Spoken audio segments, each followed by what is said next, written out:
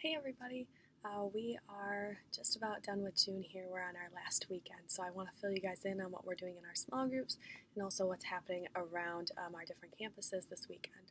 So, just so you guys know, this weekend we have the big outdoor baptism at our Plymouth campus. I will be there. I think everybody else on staff is going to be there, and it'd be really awesome to see you guys there. If you end up coming, if you have a Blue Ridge Kids shirt, make sure that you guys are wearing those. A lot of us will be wearing them, and we will be selling the kids' t-shirts, which are yellow. They're super adorable. You guys won't want to miss it. There's going to be a picnic after for your families with rock walls and inflatable obstacle courses, and you get to dunk a pastor. It's going to be super awesome, so make sure you guys come to that. It's going to be right after service on Sunday. So I think, baptism starts at 3, and the picnic is shortly after, okay? So here's what you guys need to know for this weekend. We are talking about 1 Kings 18, so we're talking about Elijah and what is not impossible with God. So nothing is impossible if God is in our life. So the first activity that we have is you guys are going to have bracelets and pipe cleaners, and you're going to have a plate with Fruit Loops or Cheerios on it, okay? And the idea is that the kids have to make a bracelet using only one hand. So you're going to put Fruit Loops on the paper plate so that they can get to them. 10 Fruit Loops per kid.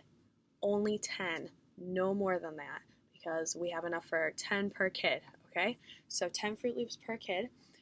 They're going to use one hand and try and scoop it up and build a bracelet, just using either their right hand or their left hand, not both. When they have to tie off their bracelet, they are allowed to use their mouth and one hand, but not both hands, okay?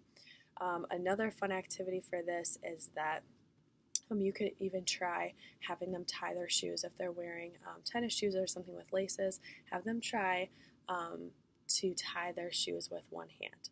It's a lot of fun. It's hard to do. Feels impossible, but it's not, okay? And then our second activity is the kids are each going to get one of these sheets, okay? It will not have all the lines all over it. I did this earlier today. So it won't have any of the lines, but it just has pictures, and then it'll have the different Bible references. So what you're going to do is you can either pass out with the younger kids, probably our kids that have just moved up to either kindergarten or first grade. You're going to want to do this probably with one Bible so that you're reading the passages and finding it with them.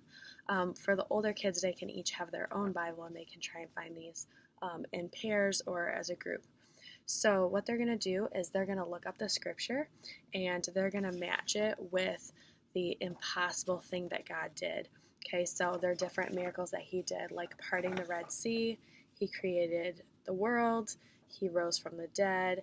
He made water come out of a rock. He fed 5,000 people, and he raised Lazarus from the dead. Okay, so you guys are going to find all of those.